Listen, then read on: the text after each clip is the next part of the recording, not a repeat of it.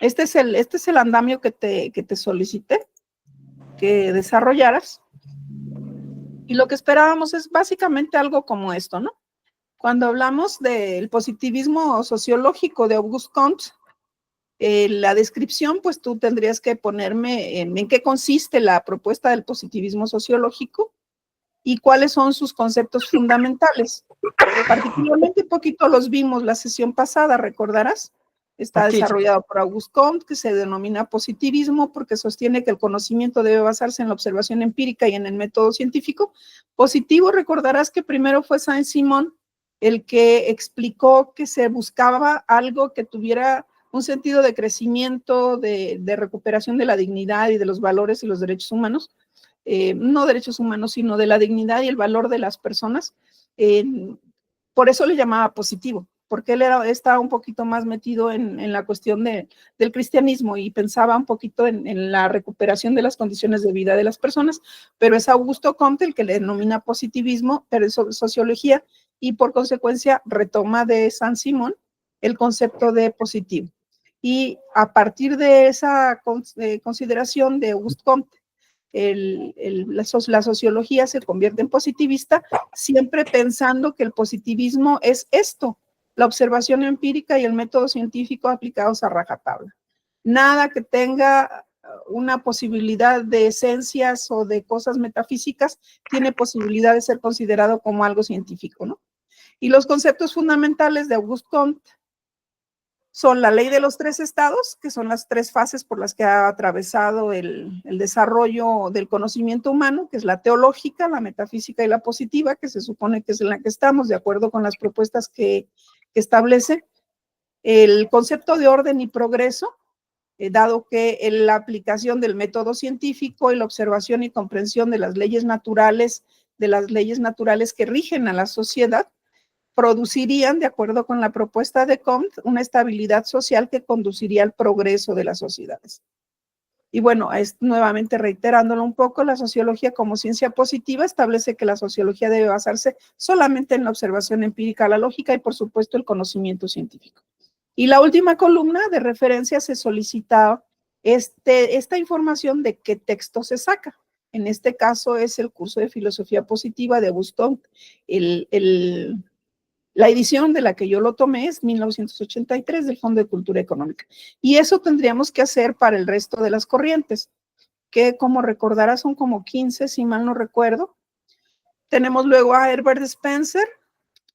La propuesta de Herbert Spencer sostiene que las sociedades evolucionan de forma simple a complejas, igual que funciona el cuerpo humano o cualquier organismo biológicamente determinado. Es un símil al cuerpo, a la biología. Entonces se va de lo más simple a lo más complejo, y los conceptos que propones son la supervivencia del más apto, en el que se establece que la competencia social establece que solamente los más adaptados, los más inteligentes, diríamos, en el sentido de la capacidad de adaptación, son los que prevalecen y se sobreponen en un grupo social, ¿no? El progreso social está fundado con un ciclo de desarrollo continuo desde las estructuras más simples hacia las más complejas y adaptadas. Todo grupo humano, todo grupo social buscará desde sus estructuras más básicas llegar a estadios de estructuras más complejas y mejor adaptadas a la naturaleza y a los mismos grupos sociales. Establece una analogía orgánica entre la sociedad y la biología y establece la sociedad como un organismo vivo con partes interdependientes. De hecho, esta es una perspectiva sistémica que es muy importante que tomes en cuenta. ¿De dónde se saca esta información? De los principios de sociología de Herbert Spencer, en su edición de 1995 de la Biblioteca Nueva.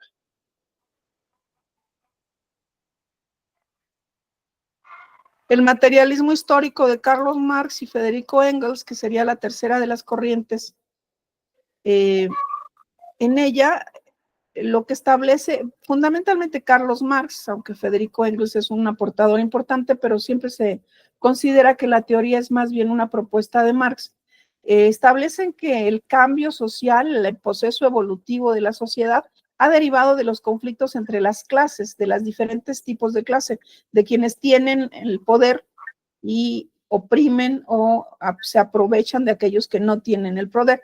Particularmente, él establece dos grandes clases en términos de quién posee los medios de producción. Entonces, los poseedores de los medios de producción son los que oprimen a aquellos que no tienen ninguna propiedad y que solamente tienen su mano de obra como intercambio, como posibilidad de intercambio en cualquier transacción social. Y esto es, dice, esta lucha de clases, está puesto de contrarios entre un opresor y un oprimido, un patrón y un obrero, un dueño de capital y un dueño de mano de obra o de fuerza de producción. Esta lucha es la que ha establecido los diferentes estadios a través de los cuales ha permeado la historia y se ha desarrollado la historia. Y la propuesta, bueno, por supuesto, es que en esa lucha entre oprimidos y opresores, prevalezcan los oprimidos y se conviertan en el gobierno, se conviertan en la parte importante de las estructuras sociales para que eviten la opresión y el enajenamiento de su fuerza de mano de obra, ¿no? De su fuerza productiva. Los conceptos básicos en los que está planteada el materialismo histórico son la infraestructura como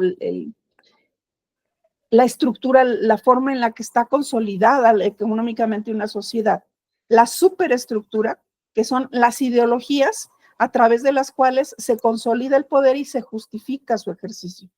Entonces, toda base económica de una sociedad, la superestructura la determina de manera ideológica y política. Y estos ejemplos los podemos ver claramente, muy, muy claramente, con lo que está ocurriendo ahorita, por ejemplo, en el empoderamiento que tiene la derecha, ¿no?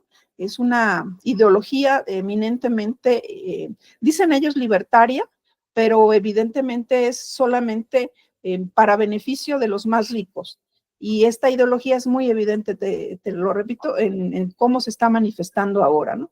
Otro concepto que es muy importante en la teoría es la alienación, en la que el trabajador es escindido de su producto, del producto de su mano de obra. Entonces, se considera como una fuerza enajenada del proceso productivo, como que no tuviera nada que ver cuando él es el que lo está desarrollando y es su fuerza de obra, su fuerza de mano de obra, su fuerza productiva, la que realiza y hace la aparición de la riqueza que se genera a partir del trabajo, ¿no? La dialéctica histórica es un enfoque en el que se explica cómo los procesos históricos evolucionan a través de esta contradicción y estos conflictos que se dan entre diferentes clases sociales.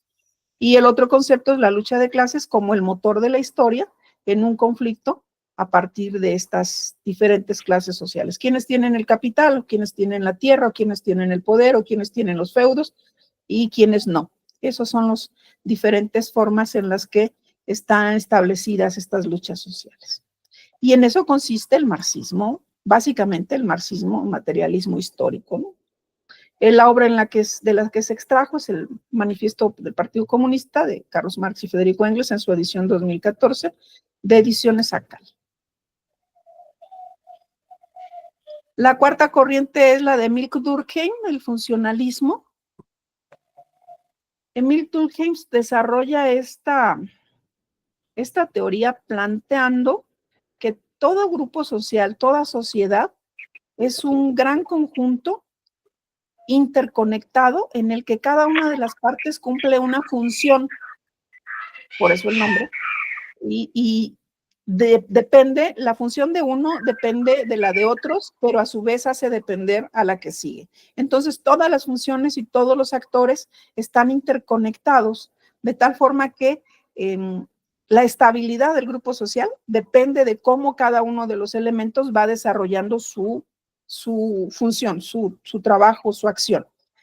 Los conceptos en los que están implícitos en esta teoría son la solidaridad mecánica y la solidaridad orgánica, que son dos formas de concebir la sociedad, la interrelación en la sociedad. Dice que la solidaridad mecánica es la simple reproducción y la simple obediencia del cumplimiento de las funciones y se van desarrollando sin mayor detenimiento en su necesidad, en sus posibilidades, sin mayor sentido crítico. Y la orgánica es la que tiene que ver con cómo van surgiendo las necesidades en la sociedad y a partir de eso las funciones se van adaptando. Entonces, de solidaridad mecánica son básicas las sociedades y cuando aparece la solidaridad orgánica, las sociedades son más evolucionadas. El hecho social es otro de los conceptos fundamentales que plantea Durkheim, en el que se establecen como hecho social todas aquellas normas y valores colectivos que se ejercen de manera coercitiva, en base a coacción, sobre los individuos. Y la anomía es una situación en que las normas sociales son débiles o confusas o inexistentes, y lo que conduce a la desintegración social. Otro concepto es el de conciencia colectiva, que es el conjunto de creencias compartidas por el grupo y que permite que cada uno de los integrantes se sienta parte de esa comunidad, de ese grupo social. Ay, no sé qué hice. Agarré algo que no debía. Esta información está sacada de Durkheim, El suicidio, Alianza Editorial. La quinta es la de Max Weber, la teoría de la acción social, en la que se introduce el concepto de acción social que está planteado como el conjunto de acciones individuales, que a su vez están influenciadas por significados subjetivos y por estructuras sociales. Es la determinación del colectivo de las acciones individuales, pero al mismo tiempo las acciones individuales retribuyen y se consolidan en parte de la modificación o de la reestructuración de los grupos sociales. Es un enfoque sistémico también. Los conceptos involucrados en esta definición son la acción racional con arreglo a fines, en el que establece que estas acciones individuales están orientadas hacia un objetivo y en ese sentido le dan un cierto valor al grupo social. Cuando hay una acción racional con arreglo a valores, las acciones individuales están guiadas sin importar los resultados, que sería el caso de la racional con arreglo a fines. Y los tipos ideales, que son aquellas construcciones teóricas que captan los elementos esenciales de los fenómenos sociales y que serían los deseables a desarrollar dentro de una sociedad. Otro concepto importante es el de dominación legítima, que tiene que ver con el Estado, El texto del que se saca es de Max Weber, en Economía y Sociedad, del Fondo de Cultura Económica, de 1997. Ralph Dahrendorf establece la teoría del conflicto, que se parece mucho a la de Carlos Marx, pero tiene un fundamento diferente. Dahrendorf plantea que el conflicto social es parte consustancial de cualquier grupo social.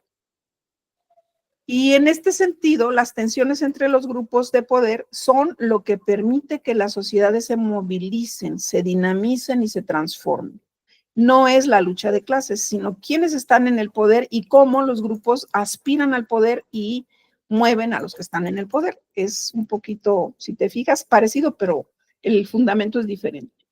Las clases sociales, de acuerdo con Dahrendorf, son los grupos sociales definidos por su relación con la autoridad. Aquí no tiene que ver, como en el caso de Carlos Marx, la posesión o la propiedad de los capitales, sino en qué posición se encuentran las personas o los grupos en relación con la autoridad. Entonces dice que hay una estructura de clases que es una fuente permanente de conflicto, porque la autoridad siempre va a pretender ir en un sentido y las estructuras o las diferentes clases del grupo social van a pretender ir en otro sentido. Autoridad y poder son los elementos dinamizadores y el conflicto estructural son las tensiones entre las clases, decíamos, inherentes a cualquier sistema social, lo que le dan esa movilidad. Cuando existe esa movilidad o ese posicionamiento, se produce lo que se conoce como cambio social. Entonces, el cambio social es algo que se desarrolla a partir de este conflicto estructural que es resuelto con las movilizaciones, ¿no? El texto en el que se trajo esta información es Conflicto Social Moderno, de la edición de 2006 en Paidós. De George Hormans y Peter Bloom, la teoría del intercambio. Esta está bien interesante también. Analizan las relaciones sociales desde una perspectiva de intercambio. Todo lo que sucede en la sociedad, de acuerdo con ellos, es una relación de costo y beneficio. Si yo voy a hacer algo en la sociedad, es porque me conviene o porque voy a sacar algo de beneficio de esa relación o de esa acción. Y de manera recíproca, cualquier persona que intervenga en esa relación va a tener un beneficio, si no, no lo haría. Entonces, por supuesto, existe esto dentro de las sociedades, pero tiene muchos bemoles que tendríamos que analizar, ¿no? La interacción social es uno de los conceptos. Todo sucede en función de interacciones predominantemente individuales en las que está este intercambio, pero también los grupos en sí mismos generan intercambios entre acciones y entre acuerdos cuando se establecen relaciones de interacción social, ¿no? Hay costos y hay recompensas. Toda interacción genera un costo en su desarrollo, pero también establece su recompensa. Si la recompensa es mayor que el costo, entonces las acciones se realizan y las acciones sociales o las relaciones sociales prosperan y generan un beneficio colectivo, que siempre va a tender en términos ideales o en términos utópicos al equilibrio social. Otro concepto que es importante en esta teoría es el de reciprocidad, puesto que se espera que las acciones recibidas sean devueltas en algún momento. Es decir, si yo hago algo y se genera un beneficio para ambos, se espera que la siguiente relación tenga un beneficio equivalente o un beneficio similar, pudiendo ser que algunas veces haya más costos que en otras, ¿no? El texto del que se extrajo la información es el Intercambio Social de Alianza, de edición 1987. La teoría del estructural funcionalismo de Talcott Parsons hace una simbiosis, una combinación entre las teorías funcionalistas con el estructuralismo. Describe cómo las instituciones y estructuras cumplen funciones necesarias para la cohesión social. Ya te acuerdas que la teoría del funcionalista hace una equivalencia al cuerpo humano, hace como si el organismo, como si las sociedades fueran una especie de organismo en el que cada grupo social tiene una función y esa función le diera vida y le diera movilidad al grupo social. El estructuralismo, por su parte, lo que plantea es que todo tiene una estructura, todo está íntimamente relacionado, íntimamente conectado, y cualquier cosa que suceda en una de las partes de esta estructura podría desestabilizar o podría darle estabilidad a la misma. Entonces, es una combinación interesante de la posibilidad de comprender cómo funcionan las sociedades, generando una cohesión social por antonomasia, de manera orgánica, porque así sucede, ¿no? El modelo que explica Talcott Parsons se le denomina ágil, es un modelo que explica cómo los sistemas sociales satisfacen las 4 necesidades básicas, que son la adaptación, las metas, la integración y la latencia, entendida como mantenimiento de patrones. Otro concepto importante son los sistemas de acción. Estas se refieren a que las partes están interrelacionadas y eso es lo que mantiene la estabilidad de la sociedad. Las normas y roles, por supuesto, forman parte también importante del concepto de lo que se está trabajando, y el equilibrio social como el resultado mejor de la adecuación de las relaciones sociales en función de esta concepción organicista, funcionalista y estructuralista, ¿no? El texto del que se saca es El Sistema Social de Talcott Parsons, en su edición 2016 de Alianza Editorial. Las teorías feministas. Yo particularmente debo reconocer que no soy feminista, pero bueno, las estudiamos desde la postura teórica, desde la posición teórica, en el que está planteado como un grupo, como una concepción desde un grupo social que se siente de manera histórica representado como una víctima de la estructura social. Entre muchas de las personas que la postulan están Simone de Beauvoir y Judith Butler. Ellas analizan que la sociedad está construida por hombres y para hombres, y a esto le llaman estructuras patriarcales. De hecho, si ya revisaste derecho romano, o vas a revisar derecho romano, te vas a dar cuenta que efectivamente toda nuestra estructura jurídica, social, familiar, deriva de las costumbres del derecho romano, ¿no? En el derecho romano existían los patriarcas, existía el patrimonio, y existía el matrimonio, y existían los derechos de relación de matrimonio y los derechos de paternidad.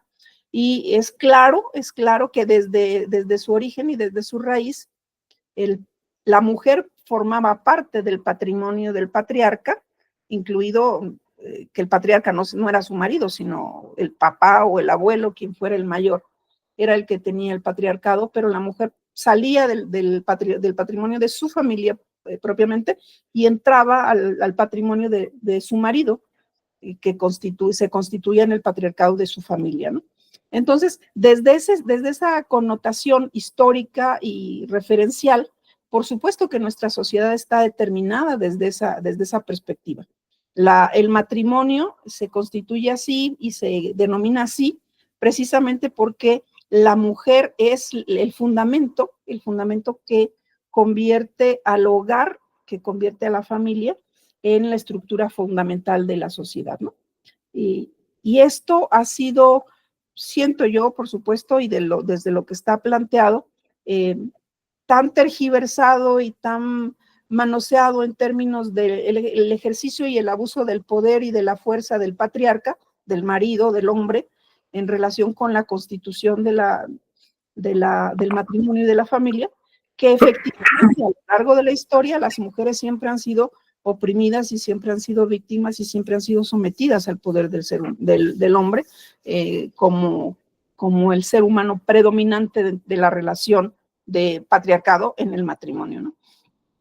Y frente a esto se revelan, particularmente después en la segunda mitad del siglo pasado, entre muchas otras, Simone de Beauvoir y Judith Butler. Entonces, vivimos en una sociedad patriarcal, es totalmente cierto, vivimos en una sociedad patriarcal en el que las mujeres han sido objeto de opresión por su identidad de género, ¿no? Ese es uno de los conceptos fundamentales en los que están cimentada la teoría feminista. Las formas en las que se abordan, mucho podríamos abordar en un análisis sobre este tema que podría ser interesante. El género es una creación social, establecen que no es biológica, sino una construcción social que se actúa a través de la repetición de las normas sociales. Es decir, de acuerdo con este postulado, uno no nace mujer, sino que la sociedad nos va haciendo mujeres, ¿no? O igual, uno no nace hombre, sino que la sociedad nos va haciendo hombres, ¿no? Los va haciendo hombres. Es parte del planteamiento que se utiliza. Se argumenta que el género entonces es solamente una construcción, una repetición de lo que la sociedad le dice a las personas en donde aparece su nacimiento, que realicen o que hagan. A esto se le conoce como performatividad del género. El cuerpo es un instrumento político, porque esta determinación del género a través de las acciones y las repeticiones o las imposiciones sociales, convierte al cuerpo y convierte a la identidad de género en una herramienta y en un instrumento ideológico del colectivo, ¿no? Hay otro concepto importante en este sentido que es la interseccionalidad. La interseccionalidad es una categoría que está planteada como la necesidad de percibir que no solamente la mujer ha sido oprimida dentro del patriarcado, dentro de las sociedades patriarcales, ¿no? Sino que también hay otros tipos de opresión, por ejemplo, a aquellos que no tienen una identidad de género que se parece o que está dentro de la que la sociedad está planteando como la normal. Perdóname. Ay, se me viene un estornudo. Se me fue. Entonces, la interseccionalidad nos dice también los indígenas, también los homosexuales, también los que son afrodescendientes.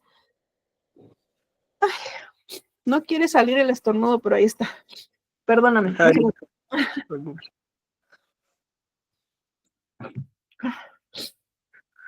A eso se refiere la interseccionalidad, a la consideración de que no solamente la mujer, sino que en este sentido de la opresión hay muchas minorías y muchos grupos sociales que tienen la misma consideración y que deberían de trabajar en oponerse a esta sociedad patriarcal que también los oprime o las oprime a ellas, ¿no? Perdóname, el texto del que se sacó es el de Simone de Beauvoir, El segundo sexo, editorial Cátedra, de la edición 2016. La teoría del reconocimiento de Axel Honneth. Esta es bien importante. Bueno, esta está bonita, esta me gusta. Axel Honneth sostiene que la dinámica social y lo que le da integración a las sociedades, a los grupos sociales, es el reconocimiento mutuo. El hecho de que tú me consideres parte de la comunidad y yo te considere a ti parte de la comunidad, y eso nos convierte a ambos o a quienes integran al grupo en esa comunidad. No es por antonomasia de que tú llegas y ya formas parte de, no, el grupo te tiene que reconocer, quienes están dentro de la sociedad te tienen que dar el lugar de miembro o de integrante de esa sociedad. Entonces, todo conflicto social y todo desorden en el colectivo aparece cuando alguien no es reconocido o cuando no se da ese reconocimiento mutuo. Entonces, las personas que son no reconocidas tienden a generar conflictos en el grupo, ¿no? De los conceptos que aparecen ahí, por supuesto, es la lucha por el reconocimiento. Entonces, toda persona, toda identidad individual debe ser desarrollada a partir del reconocimiento de estas relaciones sociales. Y los conflictos sociales aparecen cuando existe la negación de este reconocimiento. Otro concepto fundamental aquí es el de la autonomía. Yo tengo la posibilidad y el grupo genera la posibilidad de autonomía sí y solo sí formo parte de él y me dan la capacidad de toma de decisiones, pero en relación con los valores del grupo. El siguiente tiene que ver con la identidad social y son este tipo de reconocimientos que me permite solamente a través del reconocimiento del otro formar parte y sentirme parte del grupo social. Y el otro, por supuesto, es el de relaciones interpersonales. Las relaciones se dan, es decir, el reconocimiento personal, el reconocimiento como parte del grupo, se da justamente a partir de este reconocimiento social, que es el que se da, pero es a nivel personal, ¿no? Entonces, cuando estamos hablando de reconocimiento social, siempre estaríamos hablando de la necesidad de toda persona de ser reconocido para que se pueda generar esa identidad social, pero a través de las relaciones interpersonales. El texto del que se saca esta información es el de Honneth, La lucha por el reconocimiento, editorial Crítica de 1997. La teoría de la reproducción social, creo que la trabajamos la vez pasada, pero bueno, la repetimos por aquí, y es la de Pierre Bourdieu. Bourdieu describe cómo todas las estructuras sociales dentro del campo, que ya habíamos hablado, y las instituciones educativas reproducen las desigualdades sociales a través del capital cultural y simbólico que cada una de esas instituciones va permeando en los miembros del campo, ¿no?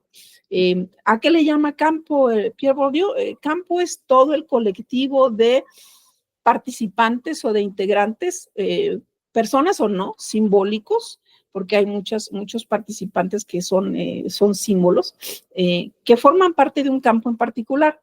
Está el campo social, pero existen campos particulares y específicos en los que solamente los integrantes de esos campos se sienten parte, es un poquito retomando la teoría del reconocimiento, se sienten parte de ese campo por la función o por el papel que desempeñan. Entonces tendríamos el campo educativo propiamente, el campo de los deportes, tendríamos el campo de la salud, tendríamos el campo de la agricultura, tendríamos el campo del comercio exterior. Existen diferentes tipos de campo en toda la sociedad que a su vez sería un gran campo que los integra. El campo es todo el territorio en el que se desempeña un determinado grupo y un determinado grupo de valores a los que les llama capital. Ahorita vamos a ver un poquito de eso. El hábitus, todas las personas que están integrando un campo tienen desde su nacimiento la incorporación de disposiciones, valores, palabras, esquemas, estructuras, nociones, todo lo que la cultura nos dice, todo lo que la cultura en ese campo del que formamos parte nos dice y que vamos introyectando de manera personal y que nos hacen que se conforme nuestra personalidad individual. Entonces, lo define Bourdieu como las disposiciones y estructuras mentales que influyen en la práctica social, pero que a su vez son el resultado de las condiciones sociales en las que se desarrollan los individuos.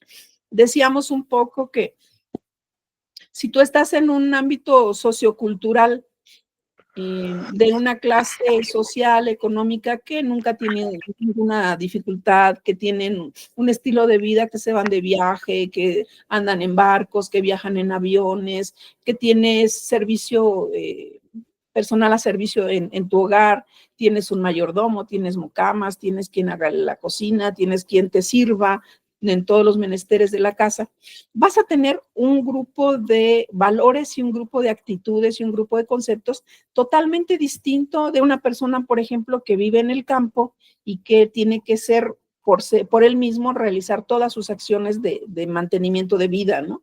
Levantarse, hacer su comida, ir a cultivar sus alimentos, etcétera. Lo que va aprendiendo, la forma en la que va aprendiendo, las cosas que va aprendiendo son totalmente distintas.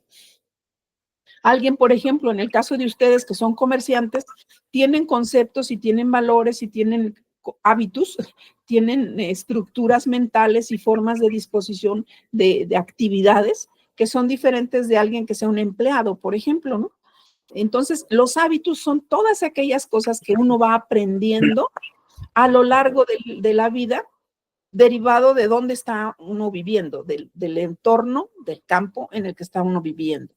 Las cosas que te enseñan, el idioma que hablas, los conceptos que generas, pero derivan del campo. Y a su vez, esos valores que tú vas estructurando y esas formas de conducirte de las que estás hablando, hacen que tu campo se mantenga o se desarrolle, ¿no?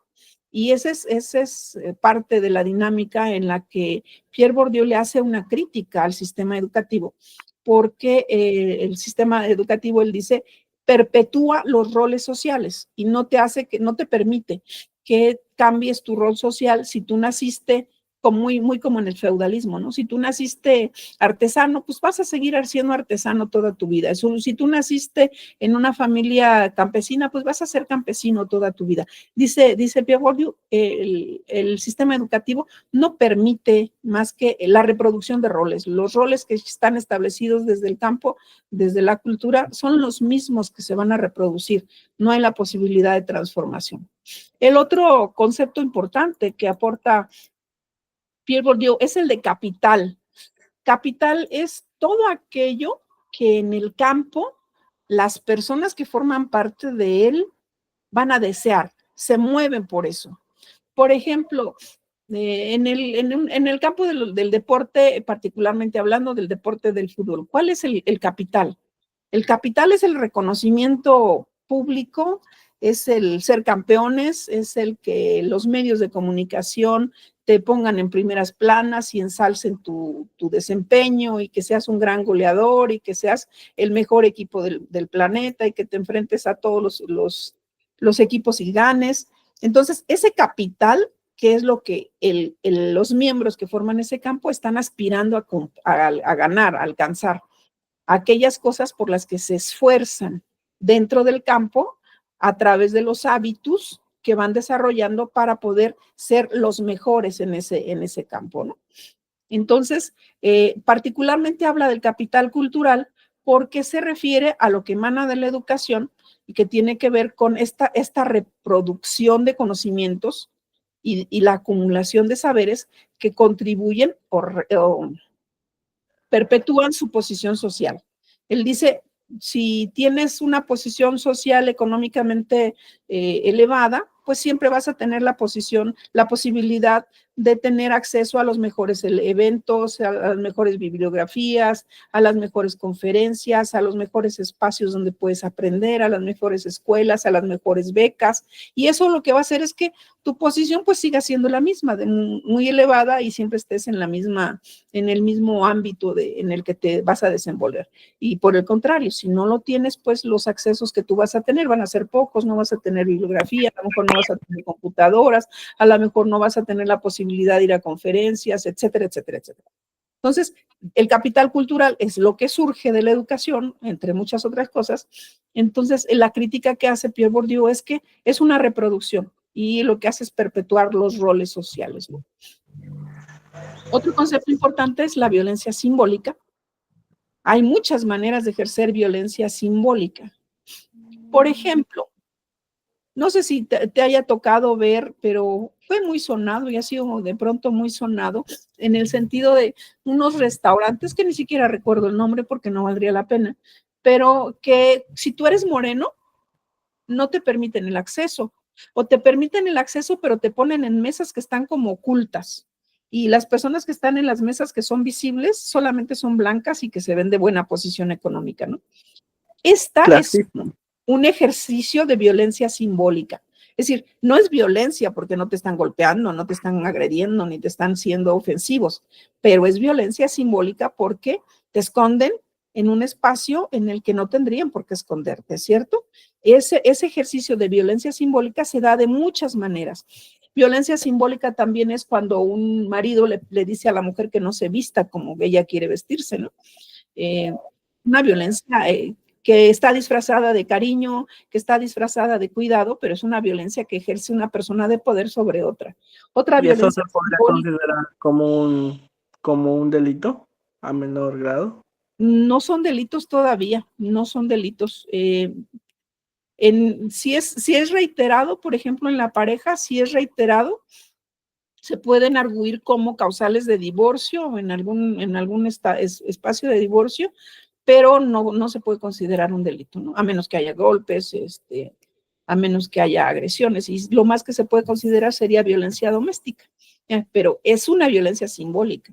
El hecho de que las mujeres cuando vamos pasando, los hombres siempre nos piropean en la calle, es una violencia simbólica. No nos agreden realmente, pero es una violencia que se ejerce en el espacio vital de otra persona, ¿no? Entonces, todas estas violencias simbólicas, todos estos tipos de violencia aparecen, de acuerdo con Pierre Bourdieu, gracias a que tenemos los hábitos, es decir, estamos acostumbrados, porque eso es lo que hemos visto, donde hemos vivido, y lo reproducimos, tal como establece aquí en el Capital Cultural, y lo reproducimos porque eso es a lo que estamos acostumbrados. Es la forma en la que hemos conocido, la forma en la que vivimos y la forma en la que vamos a perpetuar nuestra forma de vivir, ¿no? Uno de los libros, porque tiene muchos libros, Pierre Bourdieu, es el de La reproducción, que es de la edición 2014 de la editorial Siglo XXI. Esta es una de las más utilizadas, de las más completas y creo que de las más interesantes. Y eso de lo que usted comenta, de costumbres y todo eso, no porque lo hayas vivido toda tu vida significa que sea correcto. Es correcto, pero si te fijas, son muy pocas las personas que en términos generales se cuestionan sus culturas. Normalmente tú dices, pues yo nací en una familia católica, pues soy católico y me sigo siendo católico porque pues eso me enseñaron. Pero Es nunca muy, te muy puedes rara la cuestionar. persona que critica sus raíces y que fundamenta una forma de conducirse diferente. Es un ejercicio interesante y valioso, pero es muy raro, ¿no? Sí, y así Muy de bien, muchas seguimos. partes. Sí, te escucho, Emilio. Sí, digo que así aplican en muchas partes de muchos pueblos, sus costumbres, tradiciones son muy diferentes. Tenemos hábitos tales como en algunas comunidades indígenas, particularmente del pueblo del estado de Guerrero y del estado de Oaxaca, en el que lamentablemente todavía existen tradiciones o rasgos culturales tales como vender a las hijas, ¿no?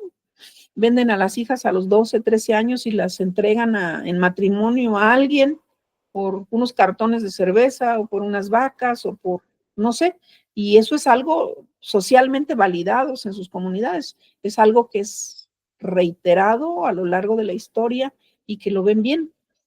Me voy al otro extremo, a las comunidades extremistas islámicas de Afganistán, por ejemplo, o algunos otros países del Oriente Medio, en el que las mujeres son obligadas a utilizar la burka, y así está, o sea, ellas no pueden hablar frente a un hombre. Si su marido se muere, ellas no pueden conseguir trabajo porque no pueden dirigirle la palabra a ningún hombre. Lo único que pueden aspirar es a pedir limosna porque no necesitan hablar, solo estiran la mano, pero no pueden hacer otra cosa. Y estas son cuestiones culturales que están enraizadas y validadas. Son hábitos que están derivados del capital cultural y que pues podríamos cuestionar, ¿no? Podríamos cuestionar desde muchos puntos de vista, pero es muy rara la persona que los cuestiona. No sé si tú ubiques a una niña, ay, ¿cómo se llama? Se me fue el nombre. Le dieron el nombre del Premio Nobel de la Paz. Ay, ahorita me voy a acordar. Es una niña que a los 12, 13 años, ella decidió romper sus reglas, este tipo de reglas de exclusión de las mujeres, y ella se fue a la escuela, y en ese trayecto de la escuela alguien le arrojó ácido a la cara o le dieron unos balazos, algo así, algo le hicieron que le quedaron marcas en su cara y estuvo a punto de perder la vida, y dio una connotación muy alta a nivel mundial, de tal forma que se convirtió en una vocera de este tipo de reivindicaciones del derecho de las mujeres a ser educadas, a estudiar, y por esta lucha le dieron el Premio Nobel de la Paz. Ahorita ella debe de tener unos 23, 24 años, ya terminó su carrera, creo que vive en Inglaterra, pero se convierte en una gran luchadora por los derechos de las mujeres, en circunstancias muy distintas a los que plantea la teoría feminista, por cierto, pero ay, no me acuerdo del nombre, perdóname, el Alzheimer ya me está alcanzando, creo, pero ahorita me voy a acordar, porque es una jovencita muy famosa. Entonces, a este tipo de violencias, este tipo de fenómenos culturales, están arraigados en muchas culturas, en muchos espacios sociales, como si fueran algo bueno, como si fueran algo valioso, ¿no? Romper con eso, romper con los hábitos, proponer una reestructuración social, pues involucra mucho valor, involucra mucho ejercicio de pensamiento crítico, involucra mucho diálogo para el convencimiento al grupo social, para que haya esa sinergia que es la única que puede romper el derrotero que lleva una sociedad, ¿no? Porque pues normalmente las sociedades van y se van moviendo, pero cambiar el rumbo de las sociedades es algo que requiere un esfuerzo, ¿no? Requiere un esfuerzo. Bueno, nos vamos a la teoría de Anthony Giddens, la teoría de la estructuración. También es estructuralista, obviamente, explora cómo las estructuras sociales son producto y a la vez condicionan las acciones humanas, pero establece una relación entre estructura y agencia. La estructura es la forma y el lugar en el que está colocado cada uno de los elementos, y la agencia es la capacidad de movilidad, la capacidad de acción de esos elementos. Estructura y agencia están correlacionados, están funcionando en simbiosis para la transformación y para la movilidad de los grupos sociales, de las sociedades. Entonces, él habla de que existe una dualidad de estructuras en el que las estructuras son producto de esta acción, pero también al mismo tiempo las estructuras no permiten la acción completa de las personas dentro del grupo social, ¿no? ¿Cómo lo podríamos plantear? Decíamos en el sistema feudal, y lo podríamos traer a nuestra realidad cotidiana ahora. En el sistema feudal, si tú nacías, si tú eras el hijo del sastre, pues estabas inmerso en esta estructura en el que el conde, vizconde o quien sea el señor feudal que te renta la tierra, es el dueño, es el que manda, es el que te renta, es el que te pide impuestos, y tú siempre vas a ser, si naciste hijo del sastre, vas a ser sastre, no vas a tener ninguna otra posibilidad. Entonces, esa misma estructura que es producto de la acción humana, porque todos los elementos que forman parte de ese grupo social estuvieron de acuerdo o de alguna manera la validan al realizar las acciones en las que están inmersos, pero también al mismo tiempo la estructura no les deja hacer otro tipo de acciones. ¿Sí me explico?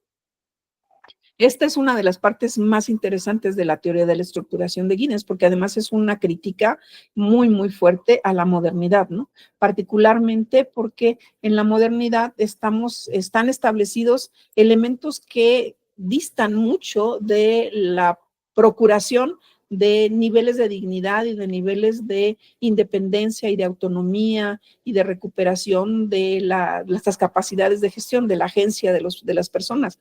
Entonces, es muy importante, de acuerdo con Anthony Giddens, el hecho de que las personas rompan las estructuras, sean capaces de criticar y de proponer estructuras diferentes. Y el texto del que se sacó es la Constitución de la Sociedad de 1995. Uno tenía otro más reciente, por cierto. Voy a buscar otro más reciente. Jean Baudrillard hace la teoría de la simulación. Esta también está bien interesante. Porque si te fijas, si te pones a pensar, como que esto ocurre demasiado, y mucho más ahora con las redes sociales. ¿Qué establece Jean Baudrillard en la teoría de la simulación? Sostiene que en estos tiempos existen representaciones simbólicas, cosas que parecen, pero que no son, y que reemplazan a la realidad en un mundo donde lo real y lo ficticio se difuminan. Es un caso, pero dibujadísimo con todo lo que sucede en las redes sociales, ¿no? Incluso ya han hecho hasta memes al respecto de gente que se toma la selfie, estoy muy feliz, estoy comiendo no sé en dónde y tal, y apagan el teléfono y dejan de estar poniendo su señal en vivo, y lo que sucede es que pues se les cae la careta, ni están en ese lugar, y en eso que están comiendo lo tenían prestado, y ni siquiera se sienten felices, y por supuesto que la ropa que traen está prestada, ni es de ellos. Entonces están haciendo una aparición, un simulacro de cosas que ellos no son. Y esto que está planteando Jean Baudrillard en esta teoría de la simulación no tiene, pero ningún equívoco en relación con lo que está ocurriendo con esto, ¿no? Los conceptos que están planteados en esta teoría es, por supuesto, el simulacro. Simulacro es toda acción que ejercen las personas de un grupo social en el que presentan algo como real cuando no es real. La hiperrealidad es lo que ocurre en el colectivo para decidir, porque es una decisión, como que decimos, así es el mundo, me tengo que adaptar al mundo, pero entonces yo dejo de distinguir entre lo real y la simulación de lo real. Ya no me interesa si lo que veo realmente es cierto, o si, y como lo sé, porque lo sé, como diríamos, muy en el fondo, sé que eso que me están planteando no es, pero sigo el juego de la dinámica social y digo, qué padre, llevo una vida muy bonita, y entonces mi vida la comparo con la de él, y entonces ya tenemos otro juego de roles, ¿no? Entonces, la pantalla, en este caso, dice la representación es percibida como más real que la realidad misma. En esta hiperrealidad nos quedamos con el deseo de reproducir en nuestra vida aquello que nos están simulando, que es real cuando no lo es, a pesar de que sepamos que no lo es. Un papel importantísimo lo juegan los medios de comunicación, por supuesto, y fíjate, Jean Baudrillard está hablando desde 2010, 2015,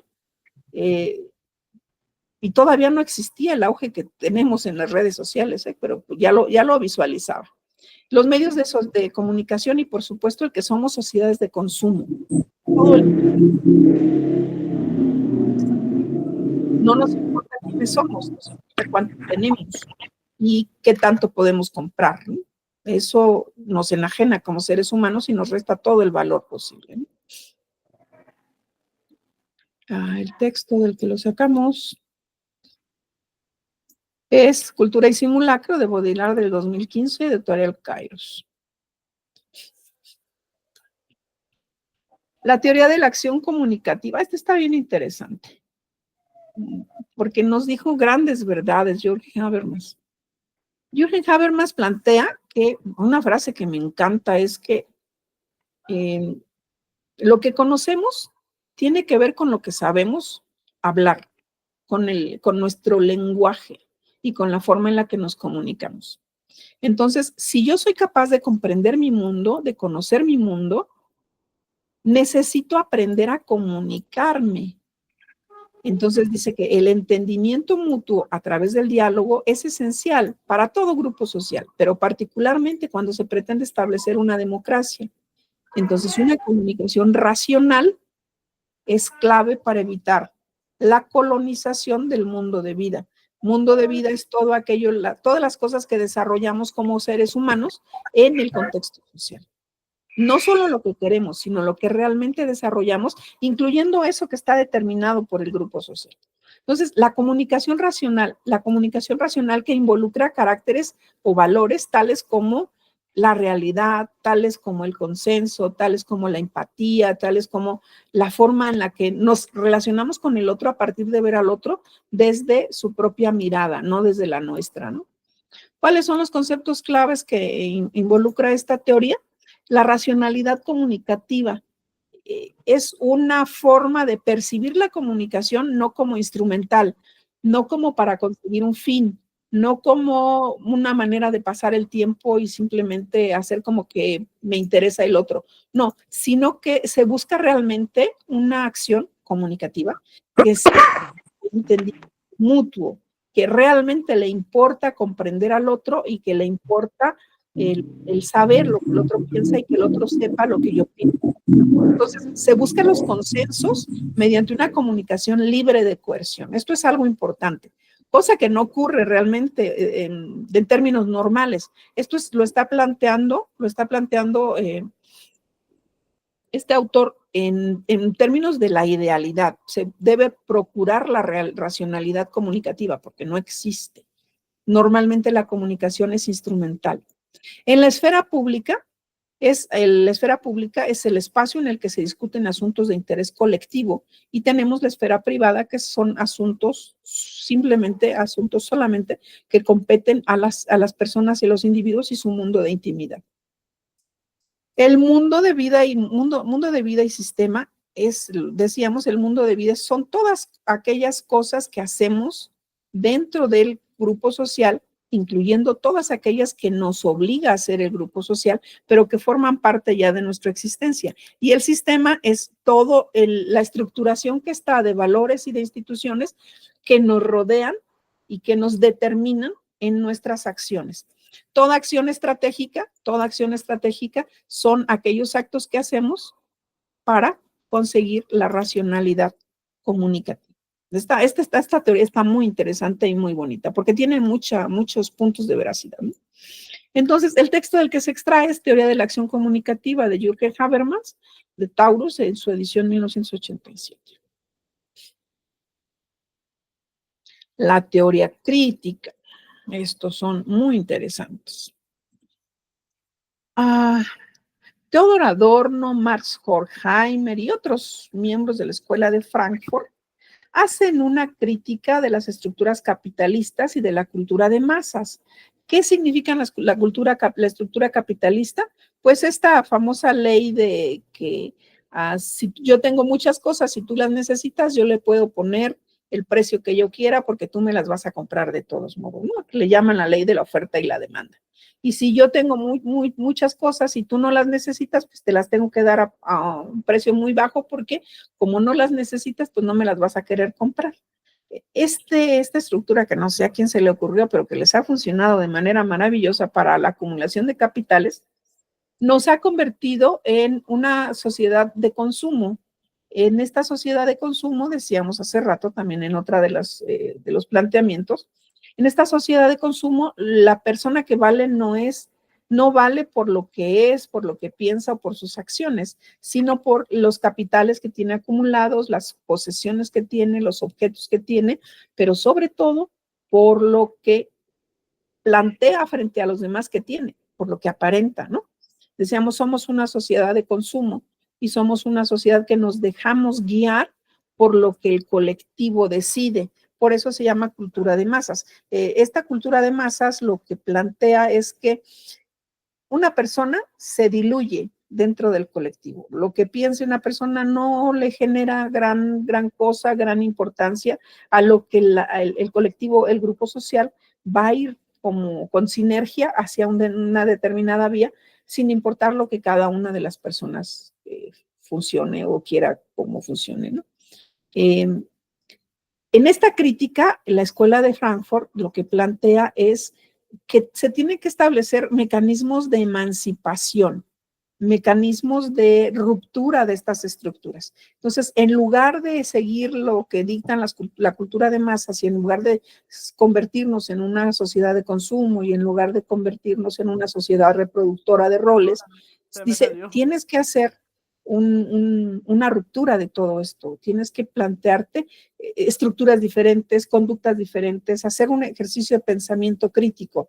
Y esto hacen un planteamiento de la razón instrumental como el elemento que hay que romper. En lugar de utilizar a la razón como el instrumento para controlar y dominar, tenemos nosotros que hacer uso del ejercicio de nuestra razón para la emancipación social.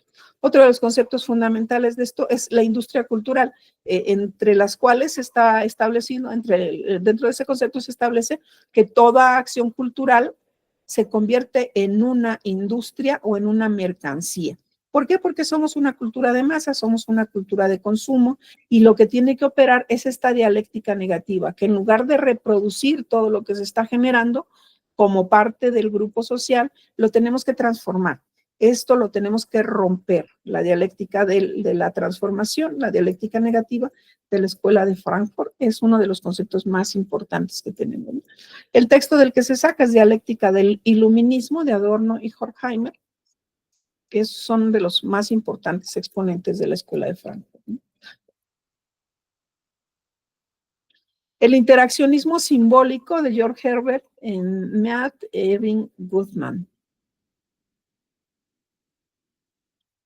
En la sociedad estamos implicados de una manera recíproca. Y lo que yo soy, derivado de lo que he vivido y derivado de mi historia, derivado de cómo he procesado mis propias cosas, mis propios fenómenos, mis propios sucesos de vida, tienen una forma de presentarse frente al otro.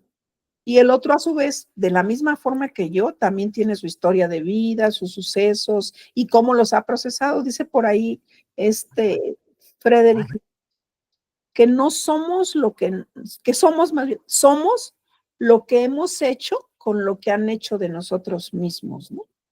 Esta frase es muy bonita, es muy interesante, porque nosotros no somos responsables de las cosas que nos pasan en la vida. No somos responsables de dónde nacimos, de quiénes son nuestros padres, del contexto social en el que estamos, de haber nacido en México o en China o en Arabia o en Haití. No somos responsables de eso. No somos responsables de las cosas que las otras personas pretenden enseñarnos o que nos arropan o que nos apropian. No, hacen que nos apropiemos desde su posición social de determinación. No somos responsables de eso, pero sí somos responsables de lo que hacemos con eso. Entonces, desde esta postura del interaccionismo simbólico, la forma en la que yo me presento habla de mí y de este procesamiento de vida y de este procesamiento de situaciones de las que yo sí soy responsable, pero al mismo tiempo al enfrentarse con otra persona que tiene el mismo proceso que yo y que también se está presentando a partir de la interpretación que hizo de su propia vida, ese encuentro, que imagínatelo por miles y por miles y miles y miles de encuentros, cada una de las personas, a cuánta gente no conocemos, hace una gran madeja de interacciones que son símbolos y significados. Yo tengo que comprender desde dónde viene lo que el otro me está diciendo y él a su vez de lo que yo le estoy diciendo, y en esa comprensión que hacemos mutuamente, construir relaciones. Conceptos importantes en esta teoría son el self, el yo, que se construye a través de la interacción con los demás. ¿Cómo voy definiendo yo mi vida a partir de lo que me comprendo y de lo que comprendo, de lo que el otro me comprende y de la forma en la que nos comunicamos entre nosotros y así con cada una de todas las personas con las que interactúo. Entonces, el self es esa construcción que hacemos después o a partir o derivado de la forma en la que interactuamos desde esta perspectiva con los demás. Tenemos que definir las situaciones y tenemos interacciones cara a cara. Es decir, no estamos hablando de colectivos en abstracto, estamos hablando de quiénes somos y quiénes son los otros a partir de nosotros. Hay una frase muy bonita que me encanta. Es un ejercicio, un fragmento de un poema, La Piedra del Sol, de Octavio Paz, que palabras más, palabras menos, dice que para yo ser, tengo que ser otro. El otro que no es si yo no soy, y el otro que me detiene para poder yo ser. Si te das cuenta, yo no existo, ni tengo posibilidad de existir, sino es a través de la mirada del otro, a través de verme en los ojos del otro y que el otro, un poquito la teoría del reconocimiento social, y que el otro me refleje a mí quién soy yo, para poderme constituir y para poder ser verdaderamente quien soy. Está muy bonita esta teoría, ¿no? Y bueno, ese self es el que nos construye a nosotros y es el a través del cual nosotros actuamos en la sociedad, ¿no?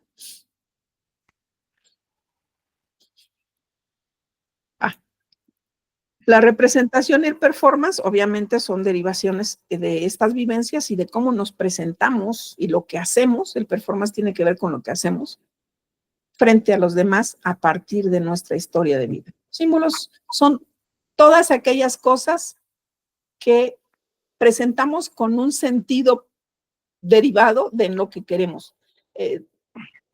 Yo soy emo y me voy a vestir de una determinada manera porque mi procesamiento cambia, la forma en la que me peino, la forma en la que me visto, las palabras que utilizo, todos esos son signos que tienen para mí un significado, pero que también ese significado le dice a los otros cosas respecto a lo que yo soy y lo que yo pienso que soy. Y ellos me van a responder desde su propia expectativa y desde su propio símbolo de alguna manera. Algunas van a ser respuestas empáticas, algunas van a ser respuestas hostiles, algunas van a ser respuestas de indiferencia y desde los símbolos que el otro me presenta, también voy planteando símbolos nuevos, ¿no? Y me voy construyendo en ese self del que se hablaba, ¿no? Ahí. Niklas Luhmann, en la teoría de los sistemas sociales. Esta está bien bonita también. Niklas Luhmann ve a la sociedad como un sistema autorregulado. Esta teoría de la autopoiesis no es una teoría de él, debo decir, es una teoría de Humberto Maturana y Francisco Varela, que son unos biólogos. ¿En qué consiste la autopoiesis? Consiste en esta capacidad que tienen los seres vivos. Ellos hablaban desde las mismas células, pero lo hicieron extensivo a todos los seres vivos, de construirnos a nosotros mismos, de ser capaces de reconocer qué necesitamos, qué hay en el entorno, cómo me allego de lo que necesito y cómo lo proceso en el interior. Imagínate en una célula, la célula de pronto se le está acabando la energía, se le está acabando la gasolina, entre comillas, y está en un medio en el que hay cosas que le pueden nutrir en el entorno. Bueno, entonces, primero se tiene que dar cuenta la célula de qué necesita, de que tiene una disfunción y de qué necesita para solventar esa disfunción. Se tiene que dar cuenta de lo que hay en torno y si lo que hay en torno a la célula le sirve para lo que ella necesita. Tercer paso, tiene que apropiarse de eso que necesita, que está en su entorno, para poder regular y reproducir o regenerar lo que esté mal, esté deficiente o esté carente en el interior. ¿Para qué? Para mantenerse viva. Si te das cuenta, eso que ocurre en la célula, ocurre también en el organismo completo. Los seres vivos, los animales, todos los seres vivos, plantas y animales, todos somos animales, tenemos exactamente ese mismo funcionamiento, ¿no? Tengo hambre, ya casi no tengo fuerza, me estoy desvaneciendo. Bueno, yo tengo que buscar en el entorno qué sirve para que yo coma. Me tengo que allegar de eso que voy a comer y lo tengo que incorporar y procesar en mi medio. A eso le llama autopoiesis, a la capacidad de todo sistema vivo, de todo sistema en términos generales, porque después se reprodujo también para organizaciones y para cuestiones sociales. De todo sistema para mantenerse vivo por sí mismo, por sus propios medios. Es un concepto muy, muy, muy bonito. Entonces, dice que todo sistema en toda sociedad es un sistema autorregulado. Pero ¿en qué consisten estas regulaciones? Tiene que haber comunicación entre los diversos sistemas y grupos sociales que operan dentro de sí, diferenciación funcional. Aquí también retomo un poquito del funcionalismo, ¿no? Todos tienen una función dentro del grupo social y todos tienen que estar intercomunicados mutuamente, pero para que el grupo social en su conjunto funcione y evolucione, la comunicación que existe entre todos los grupos por diferentes funciones que tengan, tiene que ser fluida y tiene que ser clara y tiene que ser viable para que todos realicen la función de la mejor manera posible, ¿no? Entonces, el de los conceptos importantes que aparecen aquí, por supuesto, pues es la autopoiesis, establecida como la capacidad de cualquier sistema de reproducirse y mantenerse por sus propios medios. La diferenciación funcional, que no es otra cosa más que la forma en la que cada uno de los grupos realiza diferentes funciones dentro del grupo. La complejidad es este gran nivel de interrelaciones que existe entre los diferentes grupos sociales. Las comunicaciones, que es uno de los elementos que está planteando Niklas Luhmann como los sustantivos y los vivificantes de el grupo social y la dinámica del grupo social. Y el cierre operativo es cuando un grupo social se mantiene cerrado para procesar a su interior su propia complejidad. Esto puede ser utilizado como una especie de sobrevivencia. Algunos grupos necesitarán cerrar sus filas para mantenerse, pero parte de lo que dice Luhmann es que esto no tiene mucho futuro. Todo grupo cerrado va a terminar en la extinción. Para poder procesar, para poder sobrevivir, necesitamos ser grupos abiertos, necesariamente, ¿no? Y bueno, este está en la teoría de los sistemas sociales de Anthropos. Esta es la tarea que debiste haber hecho, mi querido Emilio. Espero que te haya servido, que te dé una idea y que de hecho pues un poco lo que teníamos planteado para revisar, para realizar hoy mismo en nuestra sesión. Déjame, lo voy a guardar. ¿Qué hice? ¿Por qué abrí uno blanco? Archivo, guardar. Y te lo voy a enviar. Te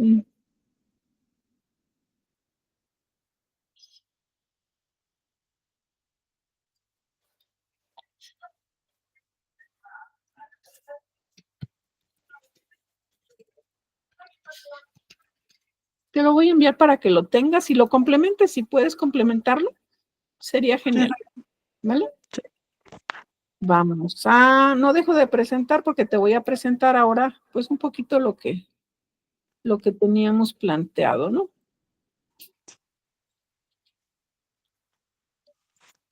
Que casi ya lo revisamos. Las diferentes corrientes sociológicas, su definición y categorías fundamentales.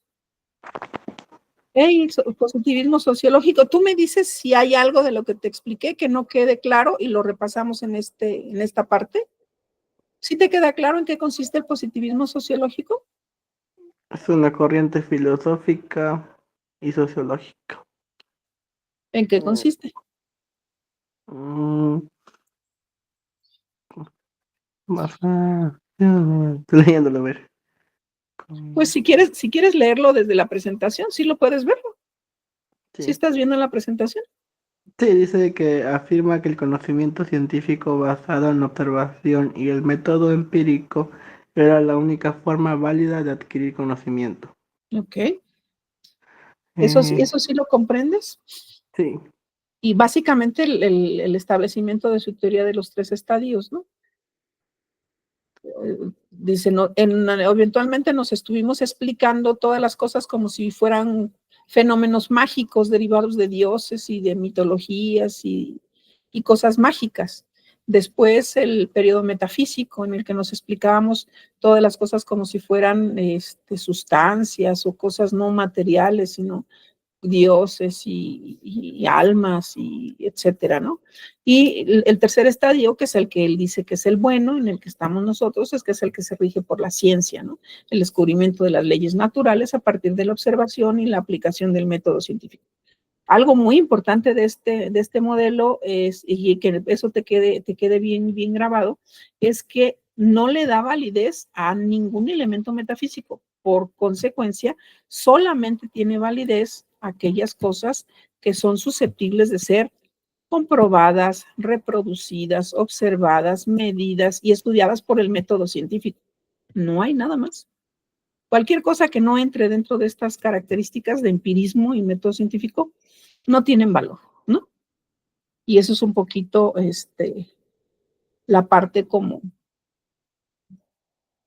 que nos estancó durante mucho tiempo, ¿no? Porque ahí es donde está el problema de las ciencias duras, las llamadas ciencias duras, que le dejaron de dar importancia a elementos que son importantes como la intuición, como el subjetivismo, cosas que no toman en cuenta a partir de la teoría positivista, ¿no?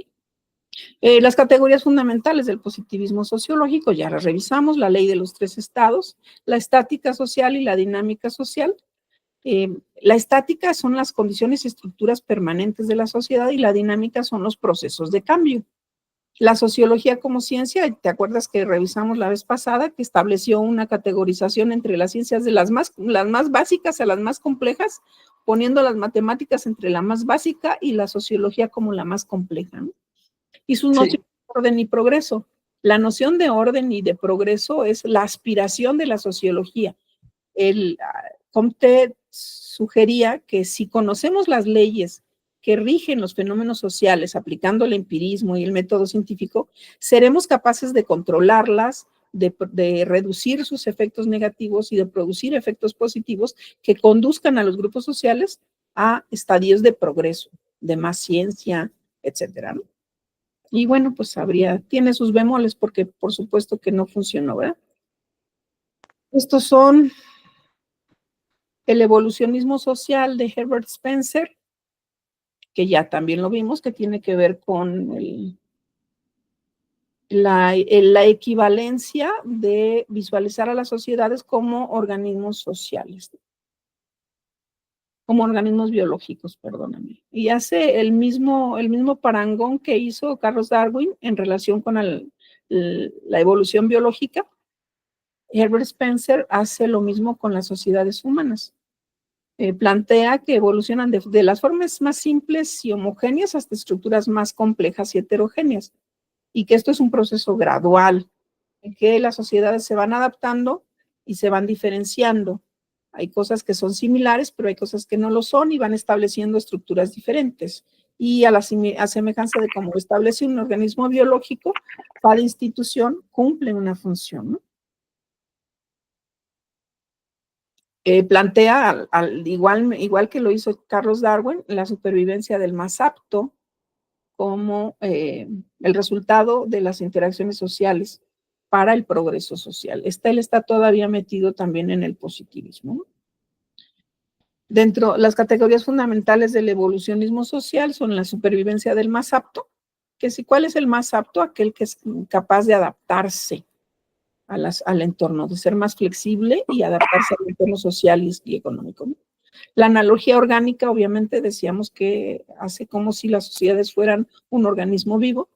El progreso social como un proceso inevitable y continuo, siempre y cuando se tomen en cuenta las formas más simples hacia las más complejas y todos los movimientos sociales se vayan de las sociedades primitivas, que antes eran homogéneas y poco diferenciadas, hacia sociedades más complejas, que son las industriales y modernas, heterogéneas y altamente diferenciadas. ¿A qué le llama diferenciación social? A la medida en la que una sociedad progresa.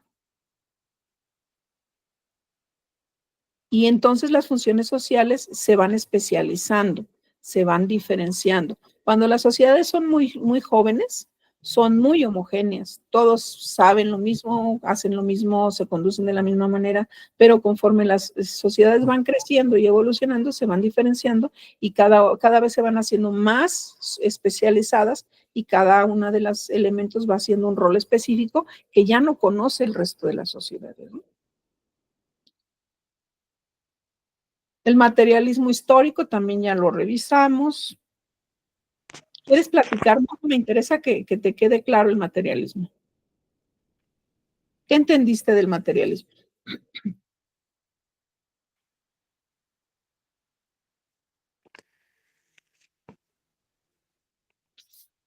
Eh, Dice que la base es la producción, bueno, la base de una sociedad es la producción de material. La propiedad de los medios de producción. No la producción en sí misma, sino la propiedad. ¿Quién es el dueño de los Yeah. medios de producción? ¿Qué más?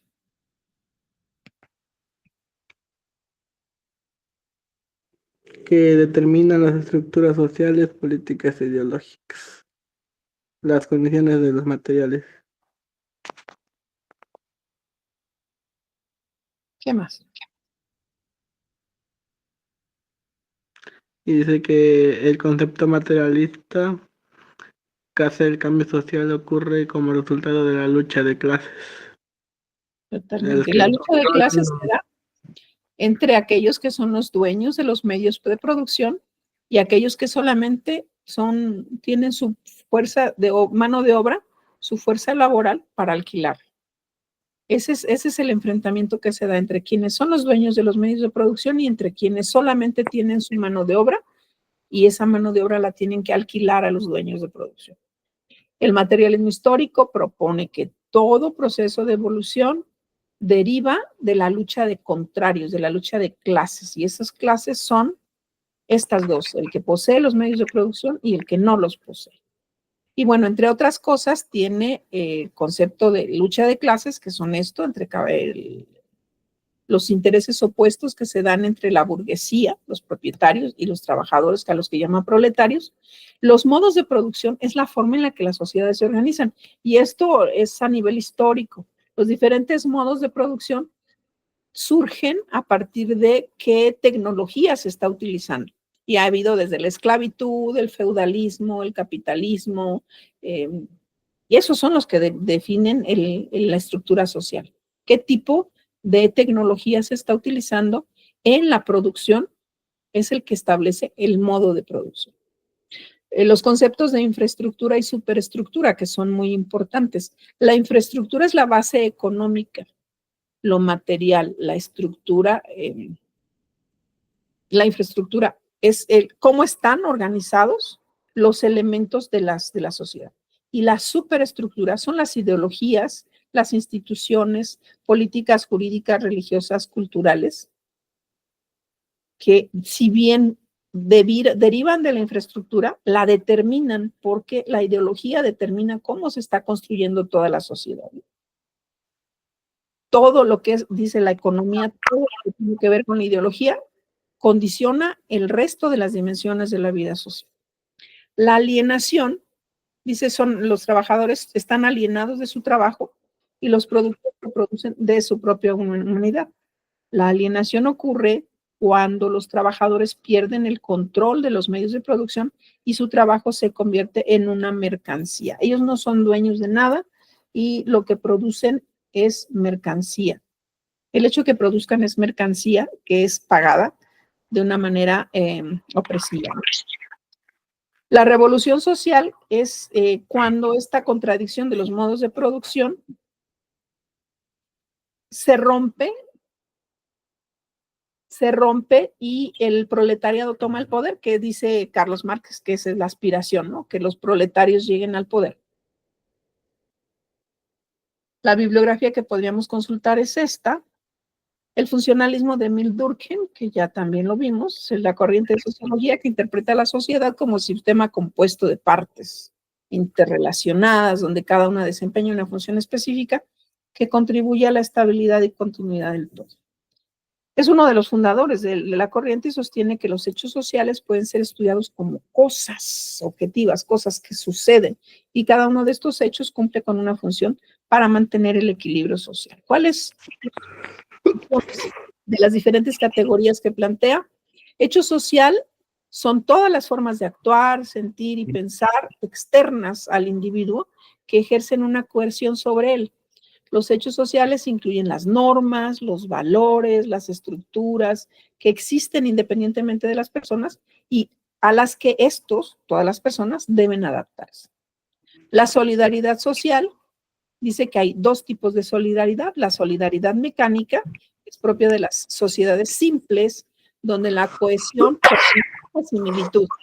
La solidaridad orgánica, que es propia de las sociedades complejas o más evolucionadas, donde la cohesión proviene de la interdependencia y de la especialización de las funciones entre los diferentes individuos y grupos sociales. También hay una definición de conciencia colectiva como el conjunto de creencias y valores que son compartidos en una sociedad y que derivan en el comportamiento individual, garantizando la cohesión social. Toda conciencia colectiva es más fuerte en las sociedades con solidaridad mecánica. Cuando hay solidaridad orgánica, la conciencia colectiva se va diluyendo. La anomía utiliza este término Durkheim para describir una condición social en que las normas que regulan la conducta de los individuos o se desintegran o son inadecuadas o no se obedecen, lo que lleva a un estado de desorganización y falta de normas, especialmente en momentos de cambio social rápido o crisis. Siempre hay anomía en un momento de crisis.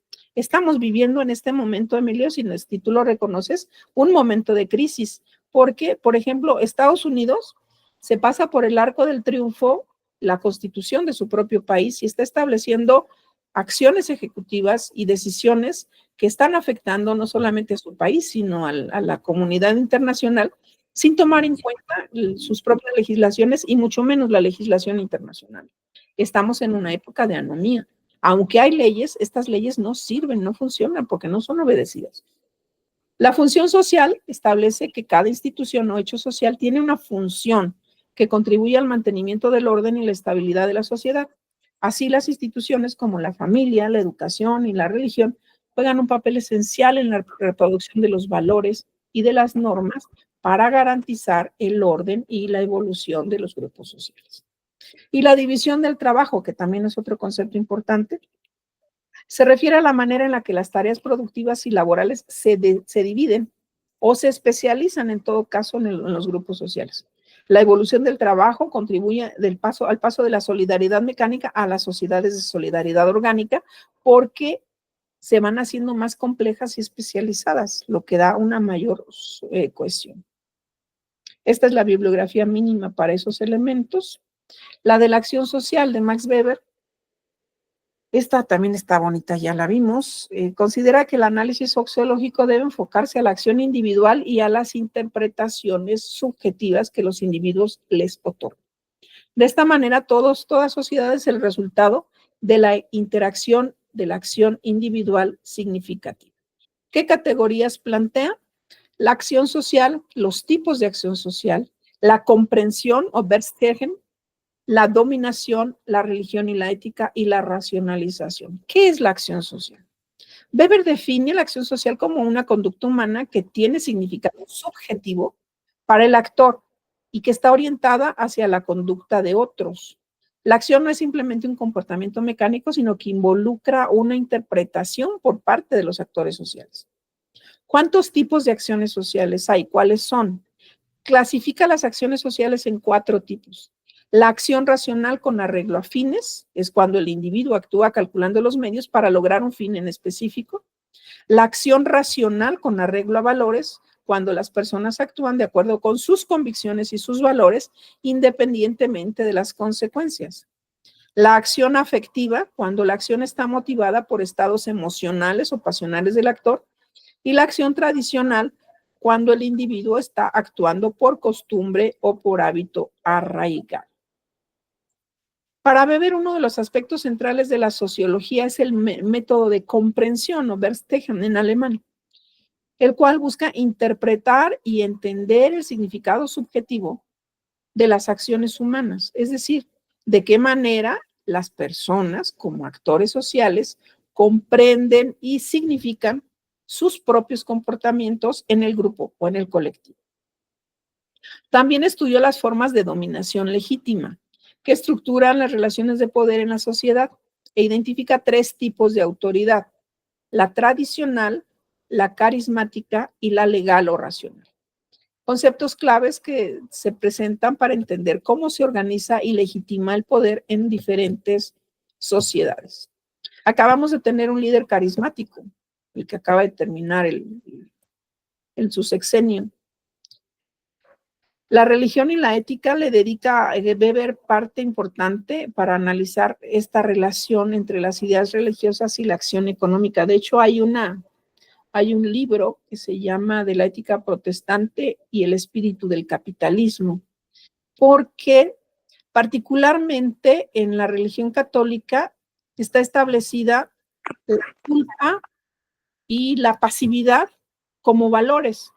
Y para los capitalistas, pero para los protestantes, los valores son el trabajo y el orgullo de ser trabajador y de hacer bien las cosas. Si tú revisas quiénes participan de los valores de la religión cristiana, quiénes participan de los valores de las religiones protestantes, quienes participan en estos últimos son personas trabajadoras, son personas comerciantes, son personas que con su trabajo, con su crecimiento y con su negocio, con su comercio, con sus procesos de fabricación, etcétera, construyeron y le dieron piso a lo que conocemos como el capitalismo. Por eso la obra se llama La ética protestante y el espíritu del capitalismo. Por eso está estableciendo Max Weber en este trabajo que especialmente las que son calvinistas influyen en el desarrollo del capitalismo moderno al fomentar una ética de trabajo y acumulación racional de riqueza, algo que no ocurre con los valores de la religión católica. Otro de los temas centrales en la obra de Weber es el proceso de racionalización en la sociedad moderna, donde las acciones y las instituciones tienden a orientarse cada vez más por la lógica de la eficiencia, la previsibilidad y el control, en detrimento de formas de vida tradicionales o afectivas. Y esto deriva también, por supuesto, de la noción del positivismo, de que las cosas que tienen que ver con las emociones no son tan valiosas como deberían. La bibliografía mínima sobre la que trabajamos esta información son estos 4 libritos. La teoría de conflicto de Dagendorf también la revisamos en la tarea. Es una perspectiva sociológica que se centra en el análisis de las tensiones, desigualdades y luchas que existen en los diversos grupos sociales. A diferencia del funcionalismo que ve la sociedad como un sistema integrado y armonioso, la teoría del conflicto considera que toda sociedad está estructurada en torno a grupos que compiten. ¿Y compiten por qué? Por el poder y por los recursos. Un poquito lo que dice también Pierre Bourdieu en términos del capital. En un campo todos están buscando conseguir el capital, entonces todos compiten entre sí. En este marco teórico, las relaciones de poder y la autoridad juegan un papel fundamental y el cambio social es visto como un resultado inevitable de estos conflictos. Fue uno de los principales teóricos del conflicto de la sociología. Desarrolla su teoría a partir de las críticas al funcionalismo de Talcott Parsons y al materialismo histórico de Karl Marx y propone un enfoque que las combina a ambas. El conflicto es una fuerza motriz. Sí, Carlos Marx habla del conflicto, de la lucha de opuestos, ¿no? Pero para Dagendorf, el conflicto es la fuerza motriz en la sociedad y no se limita a la lucha de clases propuestas por Marx, sino que surge en las diferentes posiciones de autoridad y poder dentro de las estructuras sociales. ¿Cuáles son las categorías fundamentales de la teoría del conflicto? El concepto de autoridad. Según Dagendorf, la autoridad es una fuente clave de conflicto en la sociedad, puesto que la autoridad definida como la relación que existe dentro de las estructuras sociales, especialmente en relación con las organizaciones y grupos formales, no se encuentra en los individuos, sino en la posición en la que estos grupos están colocados con relación a la autoridad, es decir, qué posición ocupan dentro de una estructura jerárquica.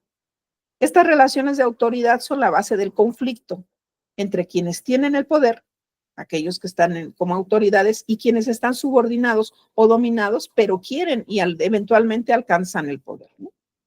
¿Cuáles son los grupos de intereses y cuáles son los grupos de conflicto? En la teoría de Dahrendorf, los grupos de interés son aquellos que comparten una posición común en la estructura de autoridad, aquellos que tienen similitudes. Aquellos en posiciones de poder tienden a formar grupos que defienden su status quo, mientras que aquellos que carecen de poder forman grupos de conflicto. Buscan cambiar la estructura social y redistribuir el poder. Sí queda claro esta parte, porque los grupos de interés son los que ahora están en el poder y pretenden permanecer en él. Y los grupos de conflicto son aquellos que no les gusta que los otros estén en el poder y buscan a través de esas asociaciones o de la agrupación de diferentes grupos hacerse del poder, y por ello se buscan conflictos. Los conflictos entre estos grupos surgen porque ambos tienen el interés opuesto. Los grupos dominantes buscan mantener el control y la autoridad, mientras que los subordinados buscan su redistribución colocándose ellos a la cabeza. La conflictividad, que puede ser latente o manifiesta. Dahrendorf hace una distinción entre los conflictos que pueden ser latentes o pueden ser manifiestos. Los latentes son aquellos que existen bajo la superficie, pero que no necesariamente se expresan de manera directa, pero que pueden aparecer en cualquier momento. Y los manifiestos son aquellos que ya han salido a la luz, que son visibles en forma de protestas, huelgas o incluso revoluciones.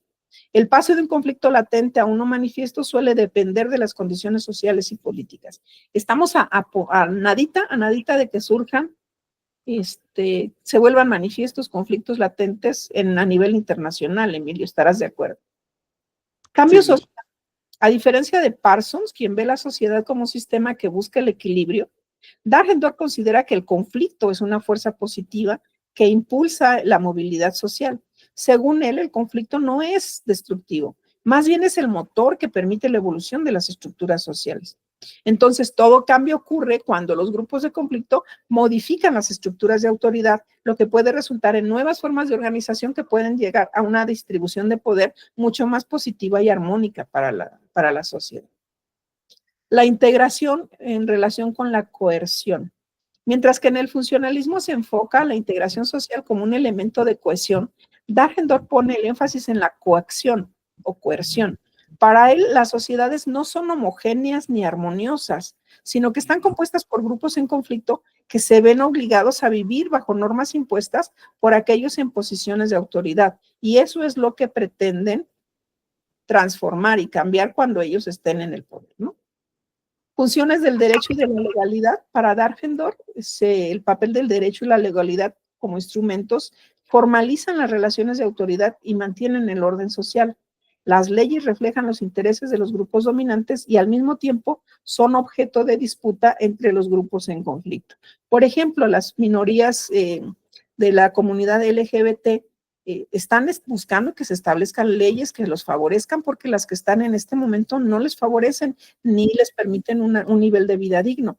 Entonces están luchando por el establecimiento de nuevas leyes y nuevos tipos de leyes, ¿no? La teoría del intercambio de George Homans y Peter Blow se centra en las relaciones sociales como intercambio en lo que los individuos buscan maximizar sus beneficios y minimizar sus costos. Sostiene que las interacciones humanas pueden ser entendidas a través de una lógica económica en donde las decisiones se basan en la evaluación de recompensas y sacrificios. Homans y Blow son dos de los principales teóricos de este ámbito, cada uno aporta perspectivas que complementan la relación del intercambio social. ¿Cuáles son las categorías fundamentales en la teoría del intercambio? Las recompensas y los costos. La teoría establece que toda persona que participa en una interacción social busca obtener una recompensa o beneficio y minimizar los costos o perjuicios. Las recompensas pueden ser materiales, emocionales o sociales, en tanto que los costos pueden incluir tiempo, esfuerzo, daño emocional, económico, etcétera, etcétera. Esta evaluación de costo-beneficio influye en la decisión de mantener o romper las relaciones. El principio de satisfacción sugiere que los individuos están motivados en la búsqueda de satisfacción en sus relaciones. Cuando la recompensa supera los costos, es una relación más probable. La satisfacción se basa entonces en las expectativas previas sobre lo que la relación debería proporcionar, y el concepto introducido es un concepto introducido por Homans. Las expectativas juegan un papel crucial en las relaciones sociales. Introduce Homans este concepto de recompensas futuras que influyen en las decisiones presentes. Si una relación no cumple con esta expectativa, es probable que las personas busquen alternativas y rompan las relaciones. Estas expectativas se forman a partir de experiencias pasadas y normas sociales vigentes en el contexto. El intercambio generalizado en relación con el intercambio específico. El específico se refiere a las interacciones en las que las recompensas son directas y explícitas. Por ejemplo, un intercambio comercial, una compra-venta. Tú me das un producto, yo te doy mi dinero. En un intercambio generalizado existen relaciones más complejas. Las relaciones no son inmediatas y se espera que se reciprocen o se correspondan en el futuro. Este tipo de intercambio es común en relaciones sociales y familiares, donde el apoyo puede no ser retribuido de inmediato. Es un poquito el hoy por ti, mañana por mí, ¿no? Entre la interacción social y las relaciones, la teoría del intercambio sugiere que las relaciones se construyen a través de patrones de interacción que se manifiestan por la percepción de beneficios mutuos. Cuando una de las partes siente que está recibiendo menos de lo que da, puede dar por terminada la relación. Esta dinámica se observa en diversas interacciones, por ejemplo, en las amistades o en las relaciones laborales. Bloom amplía sus conceptos de teoría de intercambio al analizar cómo las redes sociales influyen en las oportunidades de intercambio. Las conexiones dentro de una red pueden aumentar y dar acceso a recursos y recompensas, afectando de una manera drástica la dinámica de poder y las relaciones, como ya hemos visto que ahorita todo lo que tenga que ver con la exposición y la aceptación en redes sociales es muy determinante para el establecimiento de satisfacción social, ¿no? El estructural funcionalismo de Talcott Parsons es una corriente sociológica que analiza la sociedad como un sistema compuesto por diversas partes interrelacionadas, cada una desempeñando un papel específico en el funcionamiento del todo. Siendo Talcott Parsons uno de los principales exponentes, su obra ha sido fundamental en el desarrollo de este enfoque teórico que se centra en cómo las estructuras sociales contribuyen a la estabilidad y la cohesión social. ¿Cuáles son las categorías fundamentales del estructural funcionalismo?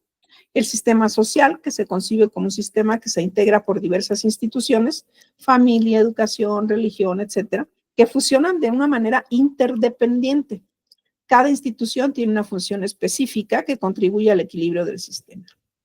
¿Qué es una función? Distingue entre funciones manifiestas, intencionales o reconocidas, y funciones latentes, no intencionadas o no reconocidas en las instituciones.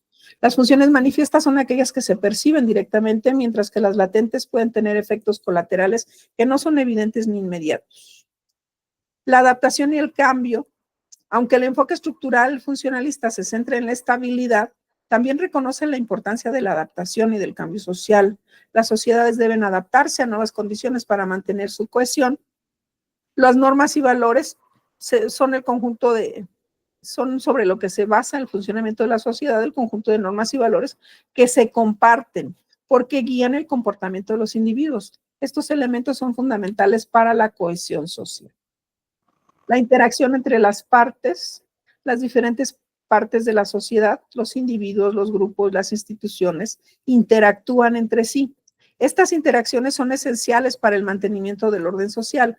Parsons destaca la importancia de la socialización para la transmisión de normas y valores. Y finalmente, la teoría de la acción. Parsons desarrolla la teoría de la acción como un marco para entender cómo los individuos actúan dentro de las estructuras sociales. Esta teoría considera tanto las motivaciones individuales como las influencias sociales en la toma de decisiones. La teoría feminista de Simone de Beauvoir y de Judith Butler es un enfoque crítico que analiza las estructuras de poder y las dinámicas de género, centrándose en los rasgos de desigualdad y de opresión que enfrentan las mujeres. Este enfoque se ha desarrollado a lo largo de mucho tiempo y dos de sus figuras más destacadas son Simone de Beauvoir y Judith Butler, quienes han aportado conceptos fundamentales para entender la condición femenina en la sociedad. Categorías fundamentales de la teoría feminista es el otro. En la obra El segundo sexo, Simone de Beauvoir introduce la noción del otro para describir cómo las mujeres han sido históricamente definidas en relación con los hombres, quienes son considerados como el sujeto universal. Incluso se si lo ubicas, también en términos de la forma en la que nos nombramos, ¿no? Es decir, cuando siempre decimos acerca de todos, hablamos del hombre, y la mujer, desde la teoría feminista, no se siente incluida en esta definición, ¿no? Esta dualidad genera una jerarquía de género que perpetúa la opresión de las mujeres. La construcción social del género, otra categoría, está planteada por Judith Butler en El género en disputa y argumenta que el género no es una característica innata, sino una construcción social. Introduce la idea de que el género se performa a través de actos repetidos, desafiando así la noción de que hay una esencia femenina o masculina.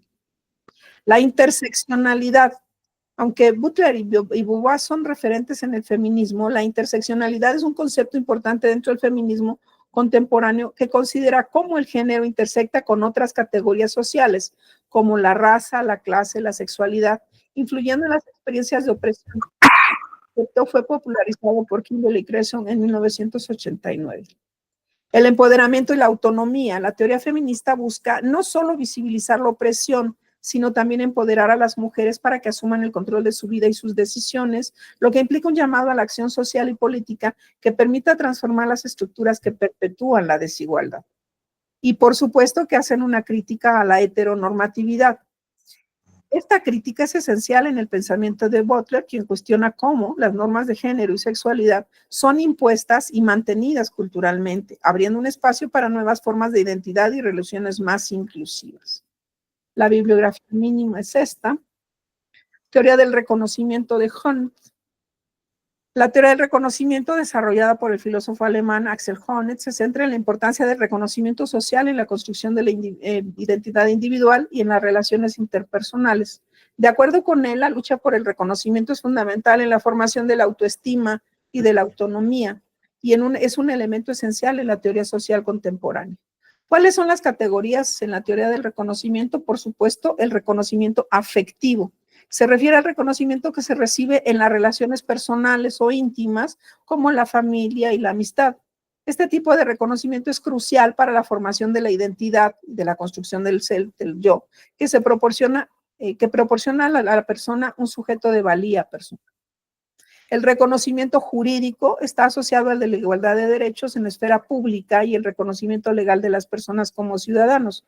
Este reconocimiento es vital para garantizar que todos tengan acceso a los mismos derechos y oportunidades. Y como recordarás, o si lo sabes, está garantizado el derecho a la identidad personal, está garantizado en nuestra Constitución como un derecho humano. El reconocimiento social se relaciona con el respeto y la valoración de los logros y contribuciones de las personas en los grupos sociales. Fomenta la inclusión social y promueve la justicia social. La identidad y autoestima. Honneth sostiene que el reconocimiento en sus diversas formas es fundamental en la construcción de la identidad personal y la autoestima.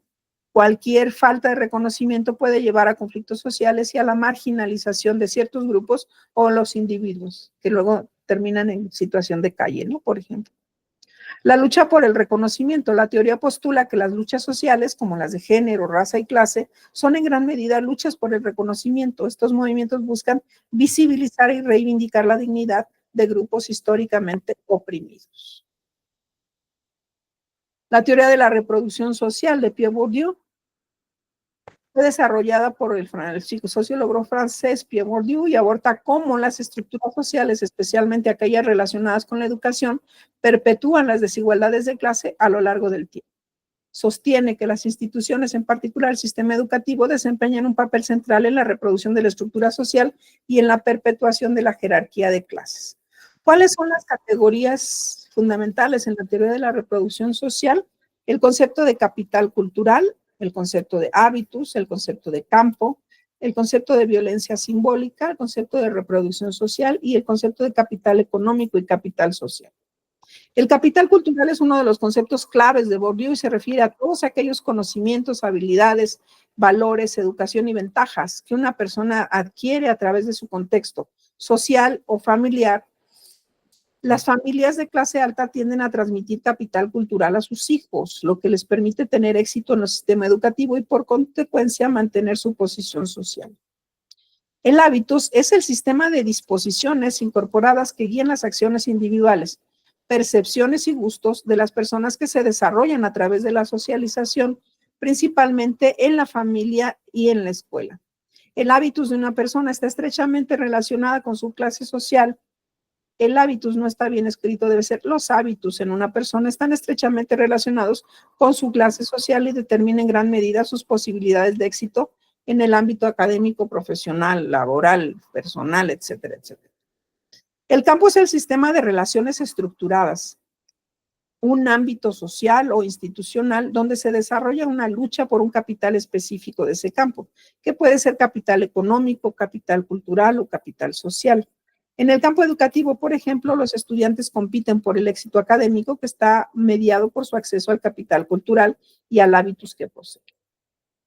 La violencia simbólica es una imposición de los sistemas y da significado a valores de parte de las clases dominantes que son aceptados de forma inconsciente por las clases subordinadas.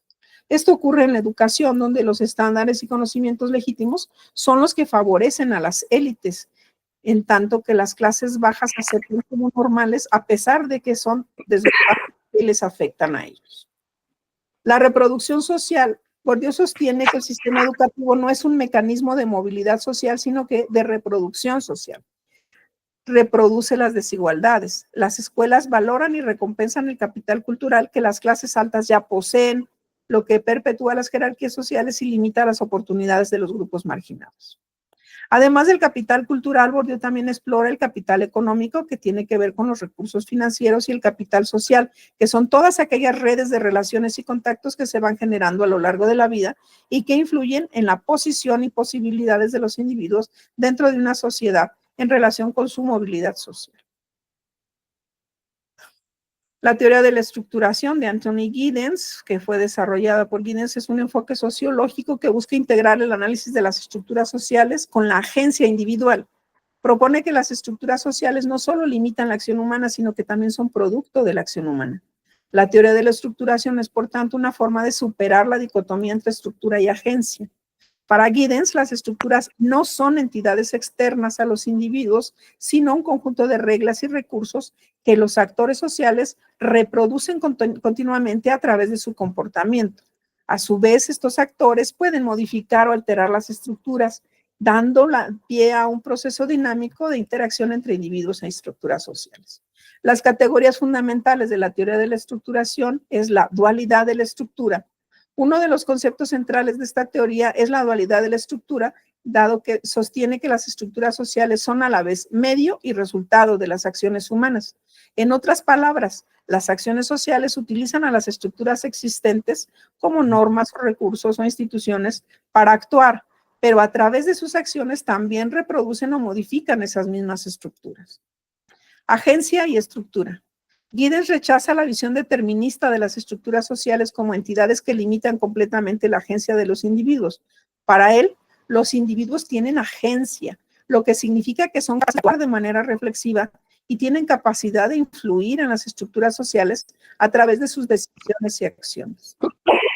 La reproducción social se refiere al proceso mediante el cual las estructuras sociales se perpetúan a través del tiempo.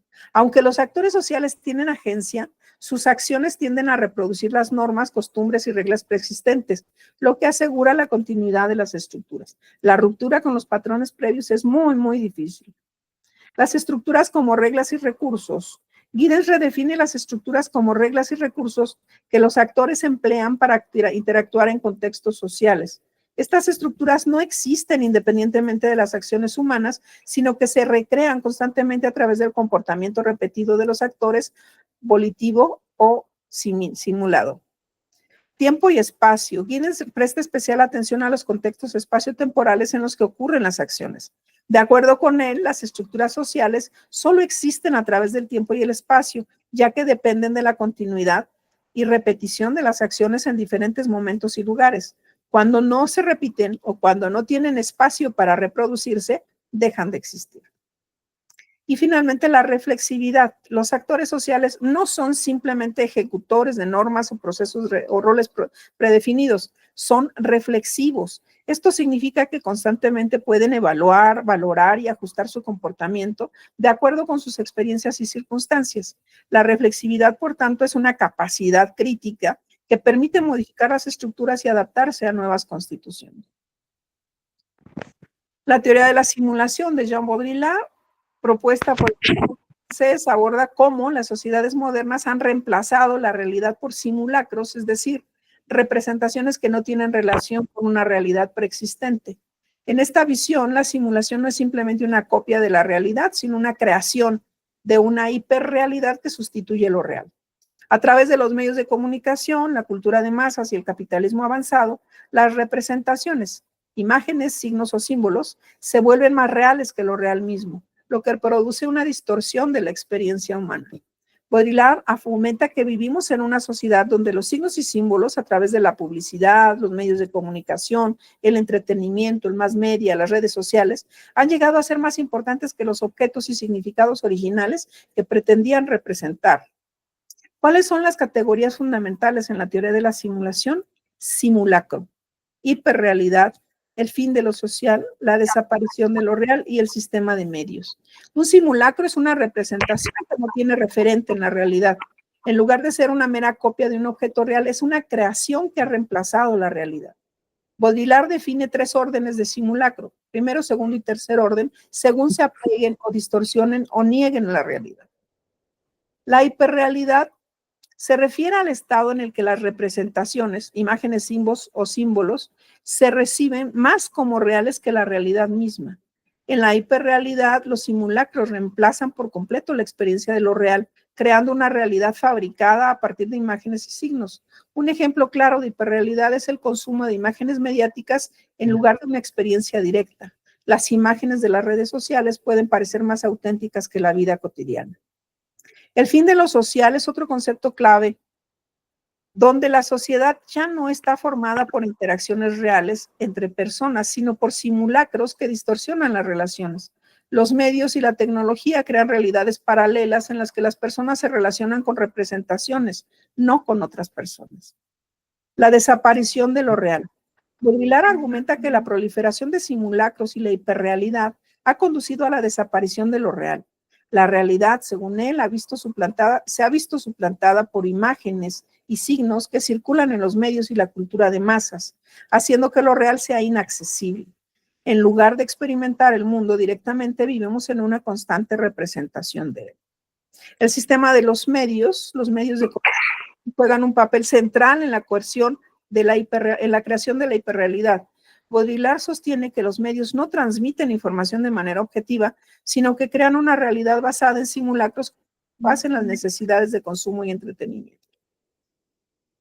La teoría de la acción comunicativa de Jürgen Habermas es un enfoque que busca explicar cómo las interacciones sociales pueden basarse en el entendimiento mutuo a través del diálogo y la comunicación. Habermas distingue entre dos tipos de acción: la acción estratégica, donde los actores buscan influir en otros para lograr sus propios fines, y la acción comunicativa, donde los participantes buscan llegar a un acuerdo basado en el entendimiento compartido y la racionalidad. Esta teoría se desarrolla en un contexto crítico y normativo en el que Habermas intenta superar la dominación del instrumentalismo, la idea de que las relaciones sociales se basan solo en el control y la eficiencia, para proponer que las relaciones humanas también pueden basarse en el diálogo racional y en el consenso. La razón comunicativa y el entendimiento mutuo son los pilares de su teoría. Sus categorías fundamentales son la racionalidad comunicativa, el mundo de vida y sistemas, la validez de los actos de habla, la acción estratégica en relación con la acción comunicativa y la democracia deliberativa. La racionalidad comunicativa es el principio central de la teoría. Habermas sostiene que la comunicación no debe estar orientada exclusivamente a la consecución de objetos estratégicos, como ocurre en la racionalidad instrumental, sino al entendimiento mutuo y al consenso. La racionalidad comunicativa se alcanzará entonces cuando los participantes de una conversación puedan justificar sus afirmaciones en términos de verdad, rectitud y veracidad. Mundo de vida y sistemas. Habermas distingue entre el mundo de vida, Lebenswelt, y los sistemas. El mundo de la vida es el ámbito de la experiencia cotidiana y la cultura compartida, donde las personas interactúan a través del lenguaje para coordinar acciones basadas en la comprensión. Los sistemas, por otro lado, incluyen las esferas de la economía y el Estado y funcionan a través de la racionalidad instrumental orientada hacia el control y la eficacia. La colonización del mundo de la vida por los sistemas ocurre cuando la lógica instrumental de los sistemas invade la vida cotidiana, lo que deteriora las relaciones humanas que se basan en el entendimiento mutuo. En relación con la validez de los actos de habla, la teoría se apoya en la pragmática universal que examina las condiciones de validez de los actos de habla. Según Habermas, un enunciado tiene validez si cumple con 3 pretensiones. Si tiene verdad, el contenido del discurso debe ser verdadero, el sentido fáctico o proposicional. Si cuenta con rectitud, debe ajustarse a las normas sociales y morales del contexto, y si cuenta con veracidad, los actores deben ser sinceros en su comunicación, es decir, deben creer lo que están diciendo. En relación con la acción estratégica, con acción comunicativa. Habermas diferencia entre acción estratégica, cuando los individuos buscan influir en otros para lograr sus propios intereses, y acción comunicativa, cuando las personas llegan a un entendimiento mutuo a través del diálogo y la discusión racional. La acción comunicativa es el ideal normativo de la interacción social, ya que implica la construcción de genuinos acuerdos basados en la razón compartida, en el respeto mutuo, para buscar la armonización de la sociedad. Uno de los aspectos más importantes de la teoría de Habermas es su enfoque en la democracia deliberativa.